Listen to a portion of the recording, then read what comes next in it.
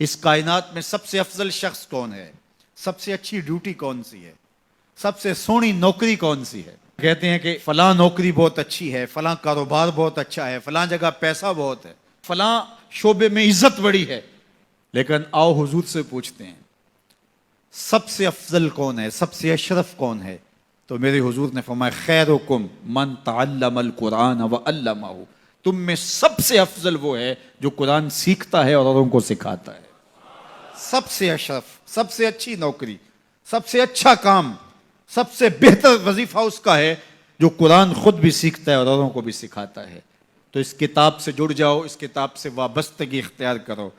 جس رات کے دامن میں قرآن نازل ہو وہ رات تو افضل ہو، وہ رات تو 1000 مہینے سے اشرف ہو. اللہ اکبر.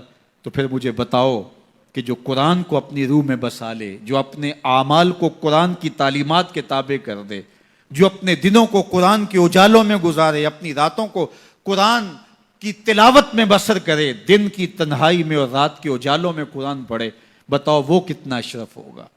اس لیے میرے اور آپ کے آقا و مولا نے فرمایا راتوں کی تنہائیوں میں اٹھ کے قرآن پڑھا کرو، اور قرآن پڑھتے ہوئے رویا کرو، اور اگر رونا نہ آئے تو رونے کی کوشش کیا کرو. کوشش کیا کرو، رقت پیدا ہو جائے تمہیں قرآن کی تلاوت کرتے کرتے. حضرت داتا گنج بخش علی حجویری علیہ رحمہ سے ایک مرید نے کہا حضرت اگر رونے کی کوشش کریں پھر بھی رونا نہ آئے، فرمایا پھر اپنے مقدر پہ رویا کرو. تم اتنے سنگ دل ہو گئے ہو کہ تمہاری آنکھیں آنسوں کا خراج نہیں دیتی ہیں. تو اس کتاب کے ساتھ جڑ جاؤ، تعلق کو مضبوط کر لو، اور اس کتاب سے وابستگی تمہیں دنیا آخرت کی بہتری کی ضمانت فراہم کرے گی. اور یہ کتاب زندہ ہے، اس کا پیغام کبھی فرسودہ نہیں ہوا، اس کا پیغام کبھی پرانا نہیں ہوا. ہر دور کے تقاضوں سے یہ کتاب ہم آہنگ ہے، اور یہ کتاب ہر شخص کی ضرورت کی کفالت کرتی ہے. اور پھر اللہ نے اس کو اتنا آسان کیا ہے، اتنا جامع بنایا ہے کہ ہر طبقہ زندگی کے شخص کے لیے قرآن کافی ہے، ہر شخص کی ضرورت کا کفیل ہے. اس کو ایک عام شخص پڑھے تو اس کو بھی نور ملتا ہے، ایک نکتہ بین شخص اس قرآن کا مطالعہ کرے تو اس کو بھی روشنی ملتی ہے، ایک فلسفی پڑھے تو محروم وہ بھی نہیں ہوتا.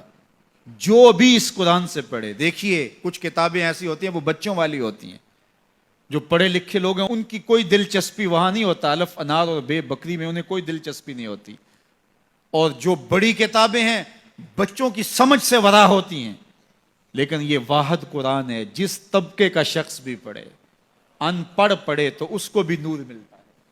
میں دیکھتا ہوں تلاوت چل رہی ہوتی ہے اور تلاوت عربی میں ہے، اور بندہ عربی جانتا نہیں ہے وہ بھی جھوم رہا ہوتا ہے، اس کو بھی حظ مل رہا ہوتا ہے. یہ کتاب ہر طبقہ زندگی کو روشنی دیتی ہے. یہ قیامت تک آنے والی انسانیت کے لیے رشد و ہدایت کا صحیفہ ہے. اس کتاب سے جڑ جانے سے بلندیاں نصیب ہوتی ہیں. جس رات کو یہ کتاب اترے وہ رات تو لیلۃ القدر کہلائے. اور جو شخص اس کتاب سے وابستہ ہو جائے اور اس کتاب کو اپنی روحوں میں سمو لے، وہ ذی قدر کیوں نہیں ہوگا، وہ عزت کا مالک کیوں نہیں ہوگا، وہ شانوں اور عظمتوں کا مالک کیوں نہیں ہوگا. تو آئیے میں اور آپ اس رات کی ان خوبصورت پہنائیوں کے اندر اور ان حسین لمحوں کے اندر کتاب اللہ کے ساتھ جڑنے کا عزم کر کے اللہ کے حضور دعا کے لیے ہاتھ پھیلائیں کہ اے اللہ ہمیں اس کتاب کے ساتھ جوڑ دے. یہ کتاب زندگی بخش ہے، اللہ پوری امت کو اس کتاب کے ساتھ جوڑ دے. اقبال کہتے ہیں فاش می گوئم آنکھ در دل مزمرست، این کتاب نیز چیزیں دیگرست. جو میرے اندر چیز چھپی ہوئی ہے اس کو کھل کے اگر بتاؤں، یہ کتاب نہیں، یہ کوئی اور ہی شے ہے. یہ زندگی بدل شے ہے، یہ حیات ساز کتاب ہے، یہ زندگی کو روشنی اور اجالوں سے بھر دینے والی کتاب ہے، یہ پستیوں سے اٹھا کے بلندیوں تک پہنچانے والی کتاب ہے. اس کا حرف حرف روشنی ہے، اس کا لفظ لفظ اجالا ہے. یہ زندگی کو زندگی کا حقیقی نور دینے والی کتاب ہے. اس سے جڑنے والے کبھی محروم نہیں ہوتے، سرخرو اور سربلند ہوتے ہیں. اللہ ہمیں اس کتاب رحمت سے جڑنے کی اور جڑے رہنے کی توفیق عطا فرما، اور اس امت کو اس کتاب کے ساتھ وابستگی اللہ نصیب کرے.